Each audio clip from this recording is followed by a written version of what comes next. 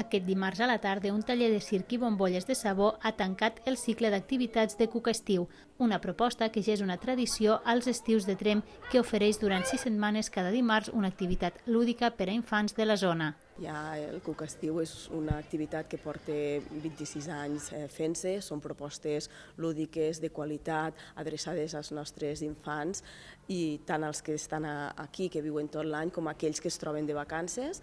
Aquest any, finalment, fora ja del marc de la pandèmia, hem pogut tornar a fer les propostes en els diferents espais oberts de la ciutat. Hi ha hagut una àmplia participació de nens i nenes, aproximadament uns 300 diaris. Això fa que durant tota la sessió del Cuca Estiu més de 2.000 infants hagin pogut gaudir d'aquestes activitats. Activitats diverses, com poden ser tallers de circ, espuma, jocs d'aigua, jocs de fusta, tallers de contes, etc.